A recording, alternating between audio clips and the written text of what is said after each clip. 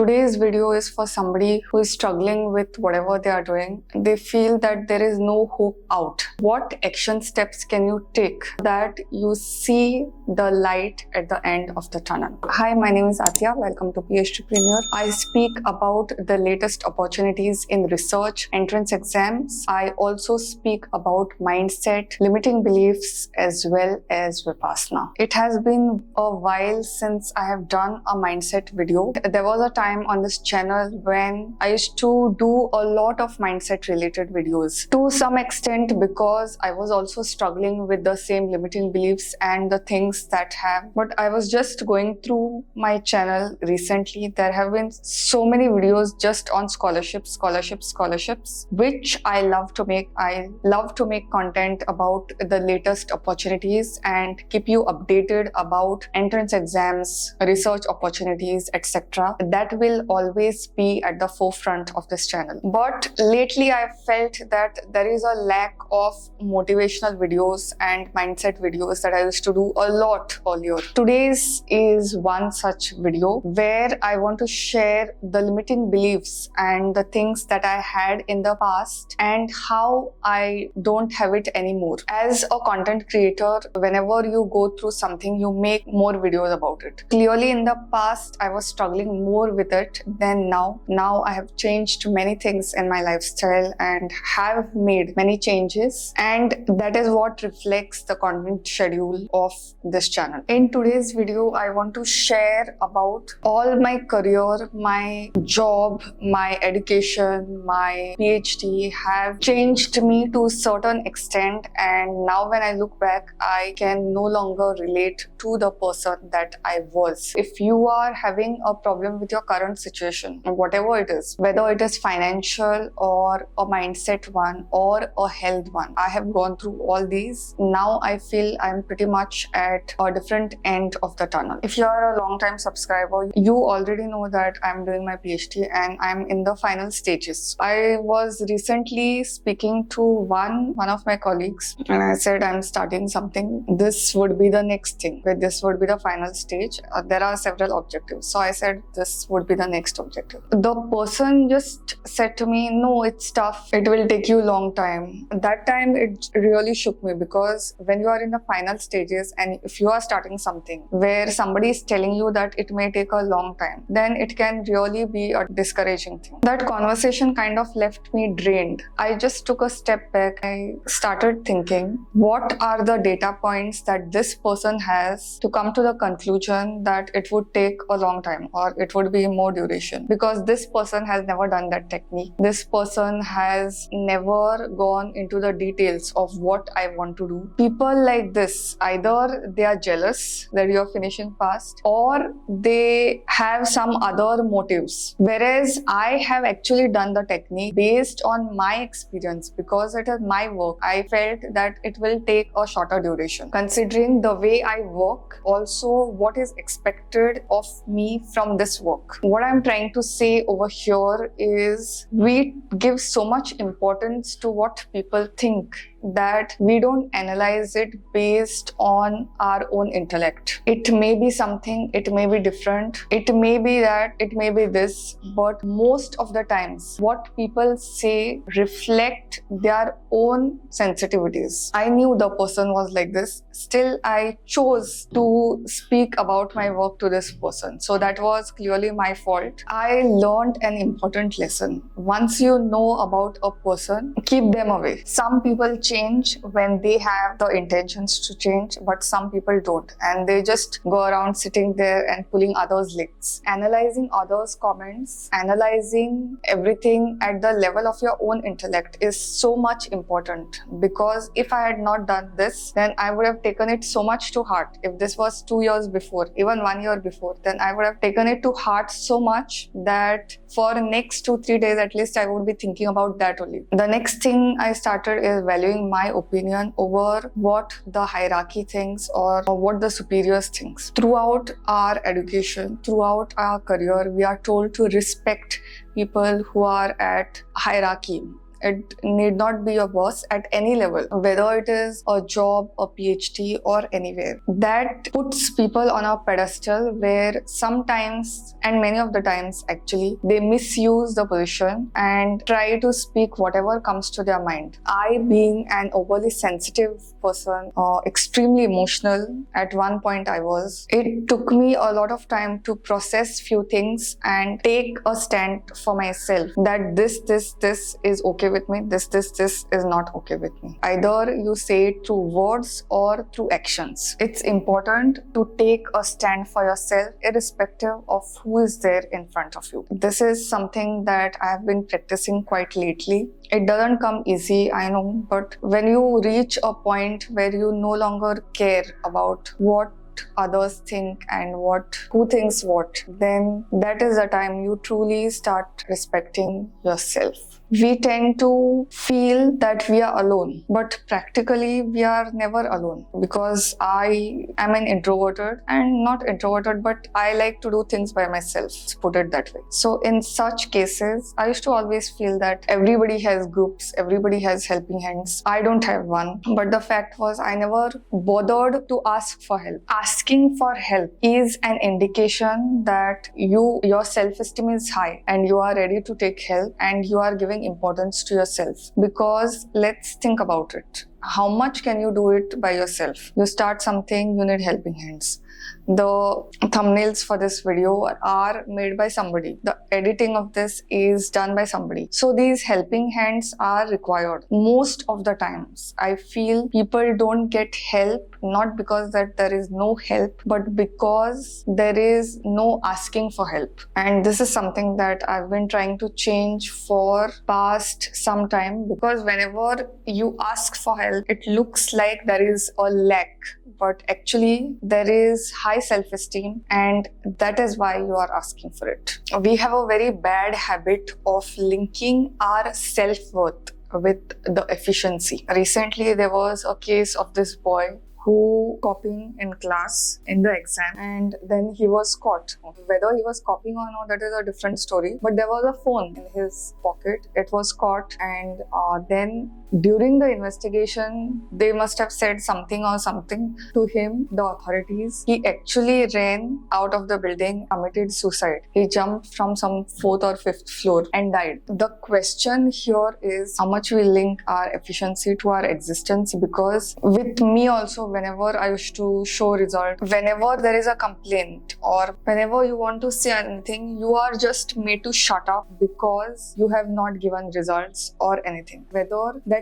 thing is true or no, that is yet to be investigated. But even then, you are made to feel as if you are nothing. That these are the same people who got targeted themselves. Having an authority, supervision or guiding, these could be two different things. Many of the times when you have a certain position, you tend to take liberties with it, speak whatever comes to your mind, do whatever comes to your mind, just to make sure that the other person shuts up. This I have seen in so many different places, not just with me, with others. Whenever any opinion is being tried to voice out, then they are made to shut up, pointing out at the efficiencies. Now, if somebody does that to me, I just say that this doesn't justify this behavior. Whether, first of all, efficiency is really subjective. So what is efficiency? There is a debate on this. How much productivity can be achieved, or how much one should be productive? There can be a whole different debate, and I will have to make at least 5 different videos for that. Secondly, when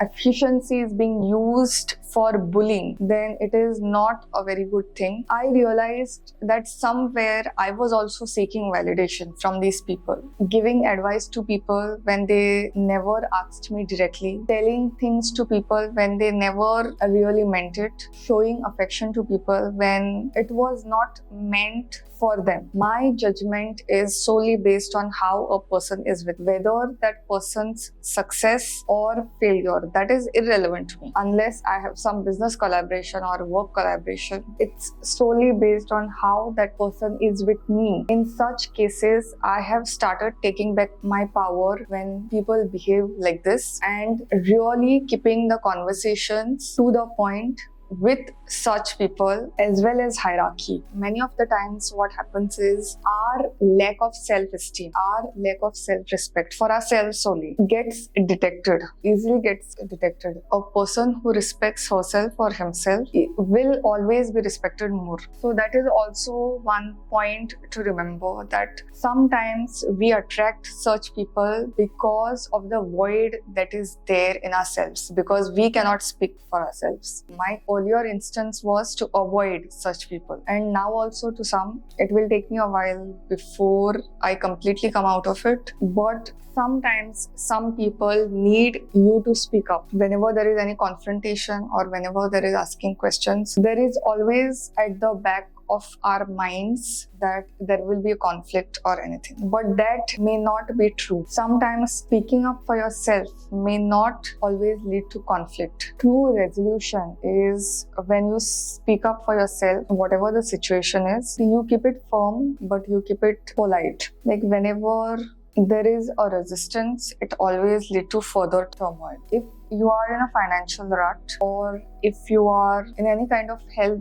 situation where things are not optimum, then the first instinct is to avoid it, to be angry with it. But of late, I have been surrendering and I have been accepting things that have been happening. Also, instead of trying to change it, to let go of control for some time, see how does it work. Because all the while you have been trying to control the situation. If there is any kind of rut, whether it is mental health or anything, there is a tendency to change it before accepting. Many of the times it is assumed that accepting something means not doing anything about it. So say suppose you are obese and you want to lose weight, then accepting and body positivity is assumed as not changing it, not changing something, not wanting to change. And I feel it is completely false. The change has already happened once you start accepting it. When I had work experience with certain narcissistic bosses, certain things that didn't agree with my value system, then always I felt like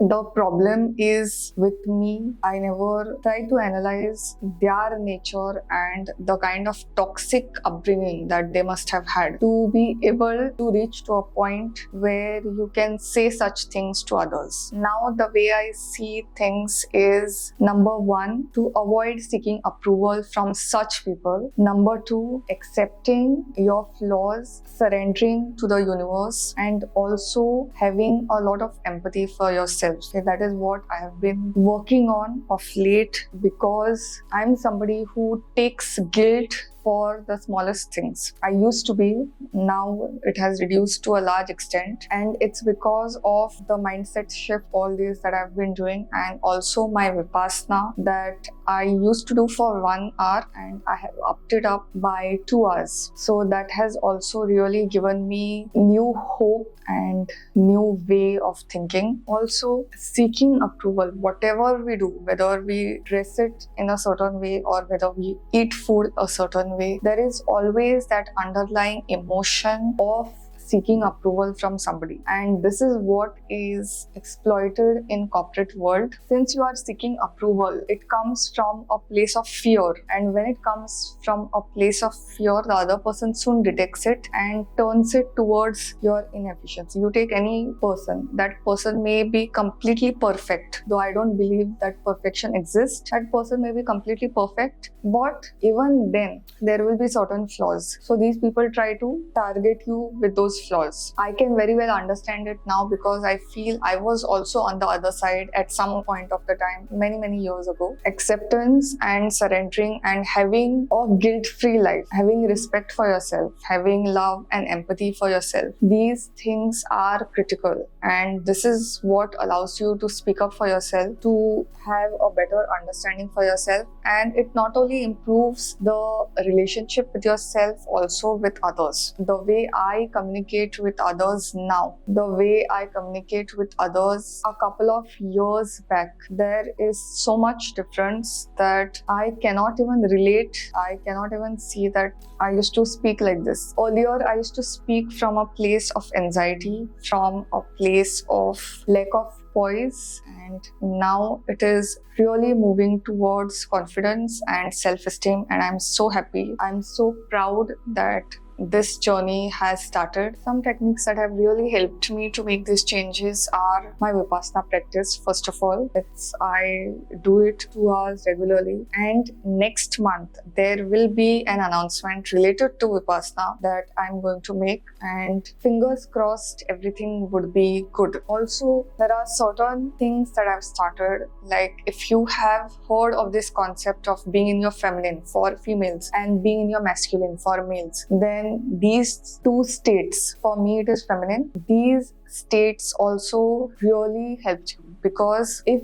you are a woman, then you are always made to run, hustle and work like men. If you are a man, then you are taught to behave certain way, to suppress your emotion. But being in your true feminine and true masculine self, for men, these can be really game changers, and I have been working on that. If you want a video related to these two particular aspects, I was not sure whether I would want to make it or no, but if you are interested, then I would definitely make one. It's not just for women. Men have their own pressures. We are made to feel inadequate if we don't achieve anything, if we don't do anything. This is what really is the core of the problem. Earlier, my state of mind was I have to meet their expectations, I have to meet their standards. Now, my thing is I no longer want to work with people who have such cutthroat objectives for their life. They may have for their things. I don't want to work with such people. And I have set my standards, my parameters of what is okay and what is not okay with me. Living an intentional, slow life, also being in my true feminine, is my priority. I am not going to exchange it for any other benefit in the world. I invite you to do the same. If you are a man, then just being born into a male body does not guarantee a masculine mindset. And if you want me to speak about this in detail, because I have been studying these concepts of late for past 1.5 years like that. It is so astonishing where our true selves are, where we have come because of this corporate world. It is so heart-nerving and really game-changing if you get to know these concepts. I have really come to a place where I no longer want to work on what others' expectations of myself are, and I would like to henceforth work on what expectations I set for myself. Like whenever in my PhD we have certain criteria for finishing your thesis or just like any other course. So whenever somebody meets that person seems fit, is deemed fit. Whenever somebody does not meet that, the person doesn't deem fit, irrespective of the fact that this is a collaborative job. If you are also trapped in this, then I invite you to break free of such limiting beliefs. Don't give a shit to such people who try to convince you that this is the norm and it should be done that way. With that, it's a wrap. I feel so good that I spoke on this topic. It was on my mind. The scholarship videos are always pushed out first because of the deadline. Somehow I stopped thinking about this. Here it goes. I feel so much at peace that I have made this video. It has been put out as an intention to the universe. If you want more such videos, then comment down below. Till the next time, bye.